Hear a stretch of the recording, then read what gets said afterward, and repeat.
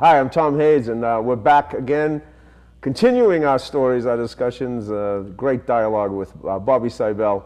While we're on our break, a couple of things that sort of jog your memory. St. Vincent de Paul, Father Doyle, was it? Well, here's what happened. I grew up in a Catholic environment, and I went to Catholic schools all the way up to first year of college, Merrimack, then I went to BU and converted. And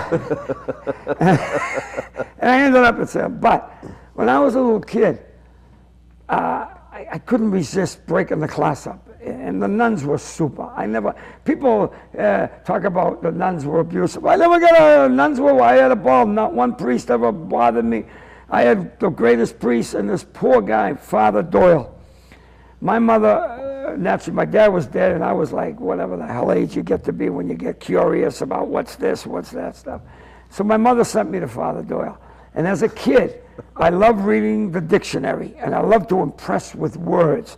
And I never knew when to use the word at the proper time.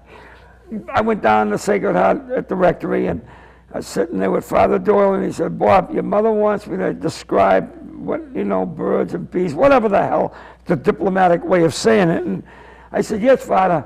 And he's trying to explain to me about girls and boys, and this is a true story. I never saw a priest. He almost choked to death from laughing. And I'm waiting for him to hit me. He said, well, how do you feel about girls? And in my little twisted brain, whatever, 12, 13, I said, this is the time I could use this word. I went, Father, I'm very prostituted to girls. The guy was gone. He was like, he called my mother. He said, Mr. Siebel, you have to teach him at the house. I can't take it no more. True story. I'm very prostituted. I thought I hit a home run. The guy went down. He couldn't believe what I just said. That's what he said. Boy, that's not quite where you use that word. I found out later when I went to the combat zone where you use that word. Now, were you trying to say predisposed? What was the word? No, I don't know what the word prostitute, girl, prostitute. I couldn't get the damn thing right. So what was the thing about St. Vincent de Paul? Okay. I went to St. Mary's Boys High School. They were segregated, so you could see the girls through the windows, and I'd see at the dance. And the nuns would go around with the swagger sticks, so you wouldn't get any extensions during the dance. So now, they had a St. Vincent de Paul drive, which was a charity for clothes. And we would store all the clothes in the basement of St. Mary's, the large church, not the chapel.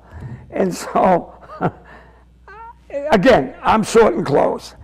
And I'm looking, and I come up with this full, now you gotta remember we're talking 57, full army uniform. And in my twisted brain, the guys, it was Romano, I'll never forget this. I'm in the basement, and you dare me, and I'll do it. And enough of the guys knew that I'm nuts. I dare you to go back into the school, right? And go around. And so the dare's on. So Romano, fatigue, a hat, like I said, 50s Army outfit. And I would go into the main school, and there were like 2 floors in the basement. I started up top where my homeroom was. No, but it doesn't matter. I started, and I would look in, and if the nun was at the blackboard, I'd go like this, and they'd all see me, and the joint would rock. There were 30 guys in each room were falling down. Then I'd run down the hall to the next room, and I'd give it one of these. I got suspended for a whole week. I got thrown out. Sister Honora, who was the principal, said, she's gagging. She goes, take a week off, go home. I got suspended. And I had to turn in the Army fatigues. I was very upset. Now that reminds me, we worked, the last time we had we worked together between the last set of shows and Yeah, this show. yeah. Okay, now you have to tell the story of the Goodwill getting inside the. Oh wait, June. Now, the lady I go out with lives in Beverly. I live in Newburyport. And she came up to my condo and to pick me up because she's got a Subaru and I drive a Hyundai. So she doesn't like the Hyundai. I don't know what it is. It's got wind-up windows, 8-track tape. What the hell you want? What more do you need? So now she goes, I'll pick you up. And she's got the Subaru Forester or Backtrack or whatever they call it, stupid thing. She come up the steps, she goes, and I said, the keys are in the closet. She opens the closet. And Fibber, McGee, and Molly, remember that, the closet? And she goes, you gotta clean this thing, it's a fire hazard. And she's right. I still have my Army fatigues in there from the 60s. I had Nehru suits, because everything is a cycle. So I know they're coming back. Sammy and David Niven, but now they're coming back. So I got like 3 Nehru suits, Army fatigues, dungarees, third world people sent back from Nigeria. We lose our self-respect if we wore his clothes. So now, I'm the only guy that gets care packages sent back, rejected. So now, I said, yeah, but they're all personal. She goes, Bob, just do this, and it's true. Get a big green leaf bag. Don't even look. Just go in there and just throw it. One morning, I just woke up. She's right. Something could happen. So I went in, bang, everything's gone. So I went down the street. We're in Newburyport, there's a school, and there were 2 Goodwill boxes there. So I went over, it was like in the morning, 7:30, and I went over and I got this bag, and I opened the box, and there's a plate, and push it, and boom, I said, that's done. I don't know, I know it's in there, it's gone. Well, I was so proud of myself, and I went to see Diane, I said, I'm done, it's clean. She said, good, for God's sake. That night, I was leaving a club, coming home, so happy I got a clean closet, and I opened the closet. Now you remember it's outside my condo, it's like a common closet. I opened the closet that I had just cleaned in the morning to get my keys to go into the condo. And then the light went on in the darkness, and I said, the keys are in that fatigue jacket that's in the green leaf bag at the bottom of the Goodwill box. It's about 10:30 at night. What am I going to do? Sleep in the fetal position in my Hyundai or call her up? I think I'll go down and see if I can retrieve the key. Getting older doesn't mean you get wisdom. So now I drive down, I pull into the parking lot, I put the hazard lights on because the police patrol the area and I don't look like a model citizen. So I go over to the Goodwill box. If you ever try to get in one of these things, especially when you're an adult, a physical adult, a mental child. So I open the door, and then there's a plate about a 45 degree. I'm hanging in there. I look like something at Stone Zoo.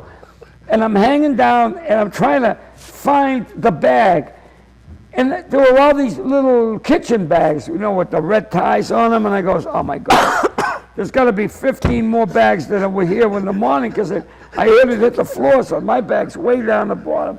What am I going to do? I can't get in this thing. So I see a light on in the school. I go over to the school and I knock on the door, and this poor victim named Phil, I didn't know his name at the time. I goes, hey, can you help me out? What do you want? I said, my keys are in a green leaf bag in the Goodwill box. He says, I leave at 11, pal. So my Jewish friends have told me, if you want something, you kvetch. So I went into my kvetch. Oy vey, I got hemorrhoids, I got, all this. And the guy, really, it worked. Thank you. Shalom. So it worked. So now, he says, wait a minute. He calls his buddy.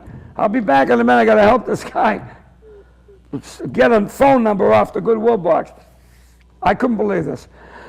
So I'm walking to the Goodwill box, and I said to the guy, let me shut the lights off in my automobile, in my car.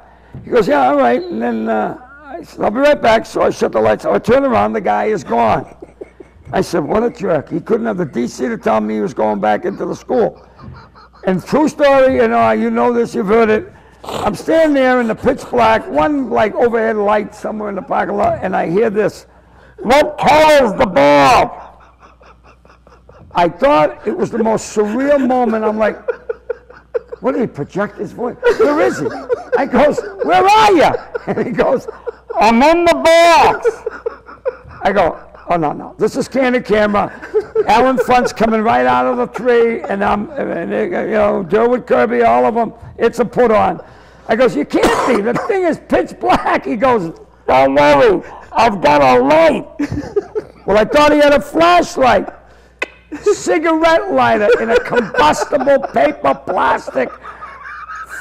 I'm panicked. Now I'm going, "Pal, I don't need the keys. I'll sleep in the vehicle. I'll sleep in, please God, please make it come out." And then I hear him on the cell phone. "Honey, I'll be home a little late. I'm outside the school. I'm inside a Goodwill box trying to help a guy find his keys." I'm walking back and forth going, "I'm leaving. I'm leaving. There's going to be a problem here. I'm out of here." Next thing I know, true story, first bag comes out, and I know mine's the green one, and I haven't got the guts to tell him he's got to go through 15 to get to that green one. First bag comes out, second bag comes out, third bag. Now, let me preface by saying I grew up in West Lynn, and I was poor. We weren't ghetto poor, but we were poor enough to get Christmas packages from Red Cross. So my mother and I were on the border. So I hold on to everything. Like I said, the Nehrus, the Army fatigues, like they're gonna call me up, I'd have to join the Women's Army. So now I don't let go of nothing, all right? So I'm like, looking at these clothes. I'm from West Lynn, blue collar kid. This is Newburyport. All these donations were from pretty affluent people. So I'm looking over and I snap the bag open. I go, "Wow, Diana, I love this beautiful jacket." And if you can notice the pants I'm wearing, beautiful pants and shirt. I mean, I don't buy this kind of nice material, so I'm good to go for the rest of my life. And the poor guy's in the box. He's going, "What are you doing?" I says, "I'm looking for the key." No guts to tell him that I'm looking for clothes for Easter. So now I hear a vehicle, and I know it's the police, all right? And I'm saying these two rookies on the second shift, whatever shift, driving into the parking lot, routine, looking like, what the hell? June of 08, I got a little longer hair than I got now. I got shorts on, cutoffs, and it's like 11:30 at night, and they're looking. There's a guy obviously in his 60s, surrounded by kitchen bags, talking to the Goodwill box. And the box is answering him. So these two young rookie police, they pull up behind me. I did a spin. I turned around. I looked at the driver. He looked at me. He goes, "We don't even want to know." And they drove off. They drove off, and the guy in the box is going, "Who was that?" It's the police. They said, "Keep the bags coming." And after another 40 minutes, the bag came out. I got my key. Now I'm ready to leave. I forgot, I got to get this clown out. So now I got to push the bags in to get him out. And he goes, "Now you're going to help me. I'm going to hold the bar, and I'm going to steer my right leg." So I got his right leg out and half his bum. And I actually said, "Wait a minute." And he's going, "What?" I says, "I got to go to my car and get the camera. Nobody's going to believe this." Imagine the people at Walmart developing that going, "What the hell?" Really. And I got the guy out. His name was Phil. And I offered him some money. He was a religious kid. And so I brought him to a club and got him a meal and some drinks. And then he called me. When did he call me? A couple of weeks later to thank me. He goes, "This is Phil, the dumpster diving key retriever." I'm telling you. Like I was looking for that routine, and it was so funny. And that guy is still a friend of mine, He calls me sometimes. "You got your keys?" I go, "I'm all right." Again, insanity. As they say, you can't write that You stuff. can't write it. I'm like, nobody's going to believe it. In the first few nights I threw it out on stage, people go, that's funny. No, it happened last week. People go, wow, where do you live? I live in a little house. Oh, Tommy. Well, on and on. That leads me to another clothing story. It'll take a while to get to the clothing story, but I was with you. What was the name of the critic for the Boston Globe? He had a place out in Framingham Club, and we used to work that Spinoza, whatever. Okay, go ahead. Yeah. Anyway, he had this little restaurant, and downstairs they did the comedy. So I walked in on a night when you had taken a date, and what's her name, Donna? Is it the Donna? Oh, God, yeah. Okay, so here you are sitting with this voluptuous blonde, and she's hitting on you, and it was a sketch, because I got to sit down with you guys, and she's hitting on you on how you need a relationship. And you're telling her, no, I don't. I've had enough. I don't want any more women. It's out of the question. She said, come on, Bobby, you know, you need some fun. Am I right? She's hitting on you, and I'm looking at her, she's all over this guy. She wants him. She's hitting on him. No, I'm done. I tell you, it's over. I don't want nothing. And I'm look at him struggling. But I know you're dead. You're a goner. Because she's going to get you. I mean, it was a matter of time. And so we had a great night that night and everything, but the relationship developed over weeks. Not even, didn't take long, did it? No. All right. Okay. Should I pick it up there? Yeah, go ahead. I was involved in a triangular situation. The other gentleman was a friend from childhood. It almost broke our friendship, but it all ended up okay. And this young lady was... Well, I didn't know that you knew. This is Jack. Did I get the name? Was it Jack? The guy she was dating? I think it was. Oh, yeah. my God. And you were friends with him? Yeah. As well as... No, Jackie. Oh, yeah. Yeah. Okay, go ahead. Okay. So we got into this contest, it's like two bulls and So now the relationship would go because the poor lady couldn't make a decision and all this insanity. And then she would throw the guy out, and then I got to backtrack a little Yeah. bit. So you started dating exclusively her for a while. Yeah. Okay. Yeah. So she was done with Jack. Yeah. Okay. So you got really hooked in. Yes. And you were living with her. No, I was. Well, okay. So you were spending nights with her. Yeah, You were sleeping there. Yeah, Okay. yeah. So you go out of town to And do he it. comes back. Yeah. Well, one night. You had been dating her 3 months. Yeah. So you're seeing her almost every day, Yeah. having a great time. You go out for one night to do a gig. Jack is back. Jack is back. After one night. Okay. You call me and say, Jesus, I didn't know she's got abandonment issues, right? Oh, God. The road less One night. travel. One night you take off. I was going for psychology classes. So now, this went on 10 different times. I know, because you would call me every single time. She did it again! You folks realize my life is not private. So I'm going to cut to the chase. Okay, go ahead. So now this went on many, many, many times until I said, I'm done. But when Jack would get thrown out and I would come back, she would give me all his clothes. And Jack was a meticulous dresser. He bought his clothes at very beautiful male haberdasher. Mine, more or less, third world. I'm on Route 1 at the Salvation Army. I'm not lying. Until I hit the dumpster jackpot. So now, people think I'm lying. So now, when Jack would get thrown out, I get all his clothes. And when I get thrown out, Jack never took any of my clothes because they'd always be there. Well, fast forward. You ready? Fast forward. We were going to a funeral of a mutual friend. And by then I hadn't seen the lady for a while, and Jack hadn't seen the lady for a while. But I was walking toward my buddy. We reconnected in a friendship way. He's walking toward me, and I'm walking toward him, and he looks at me and goes, "Nice clothes."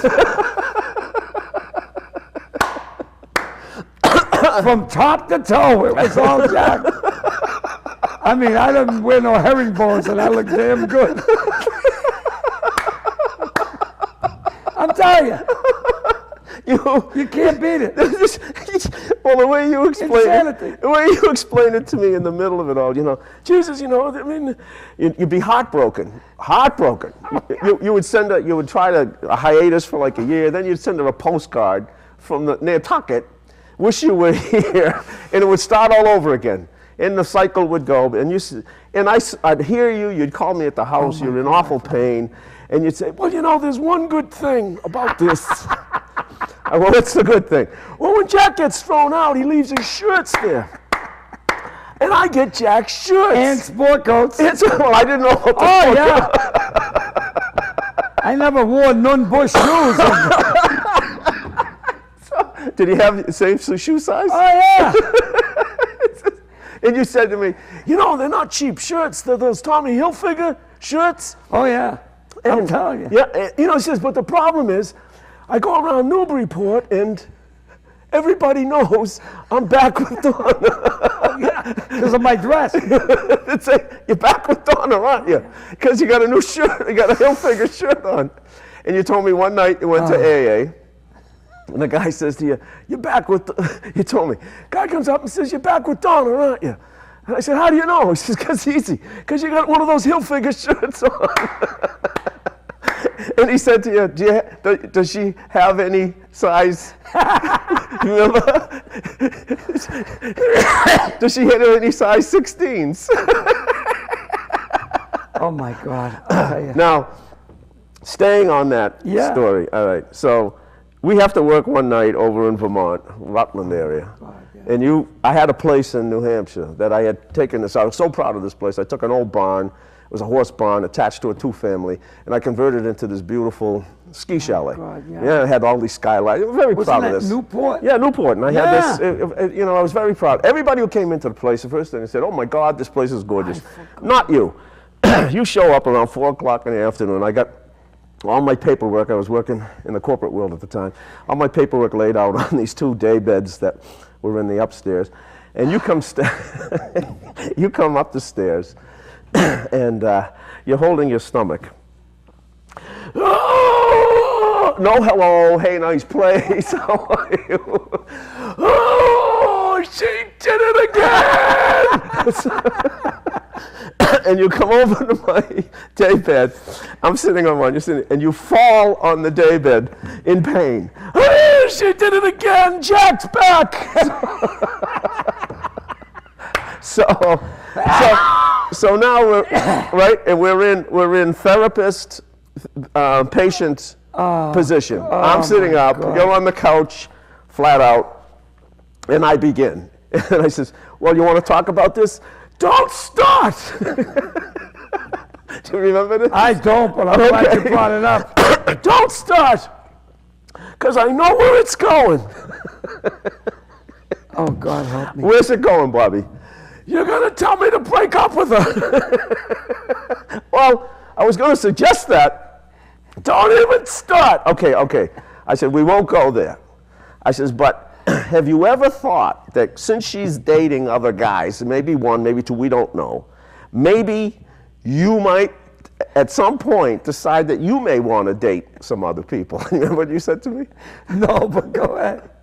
Oh, jeez, I couldn't do that. I said, why not? Because if Donna ever found out, she'd break up with me. Oh, God.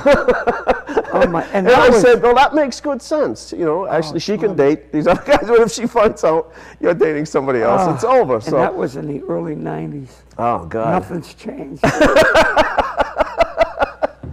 That went on for quite a while. 4 years of madness. Oh yeah. And it's funny, like the girl I'm with now is like the most stable, you know what I mean? You never know. And this one, you know the story with Diana, yeah. I dated her. We talked about the last time that after 40 years, she... Like 44 years, she kept You told her, I knew you'd come... I knew she'd come crawling back, but it's so funny, it's been stable. I'm like, wow, it's been 8 years today. Man, God, That her and I have congratulations. been going out together after 44 years. That she was wandering around looking for me.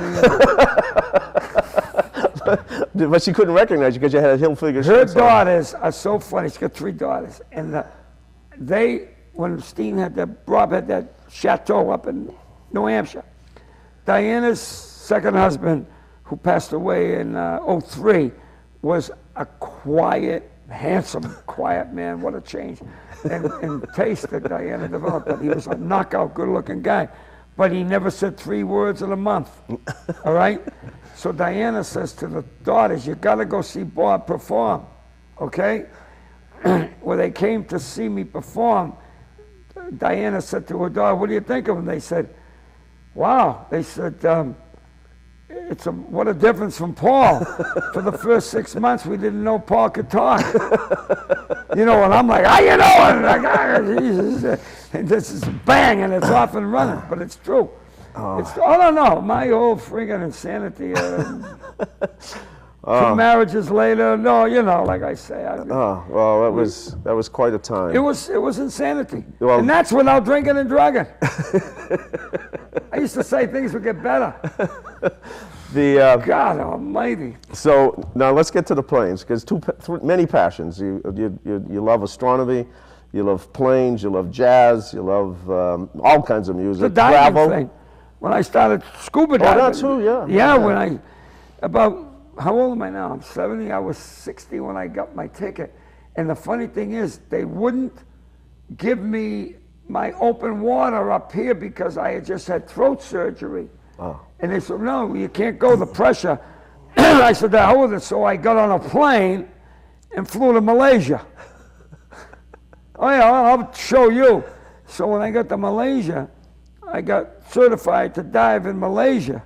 So on the card it says Malaysia. People go, "What the hell?" He got certified indoor in Danvers, Mass, and then he got the outdoor in Malaysia. Right. So I mean, it's just incredible. But scuba diving has been a lot of fun. Galapagos, Indonesia. I'm going to Honduras in 3 weeks to do some diving down there.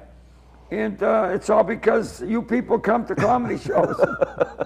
Keep coming, folks, because if you don't come, I'll be bagging groceries at Market Basket. Well, let's talk about the flying, because I know that's a huge thing. Now, when we did your roast, who was it who told about coming in? I forget his name. Leo. Leo. Oh, I My love friend Leo. Leo. Very funny Leo guy. Go ahead, tell Leo me. Wallace is a dear friend of mine. He's out of his mind. He's a few years younger. We met in the National Guard.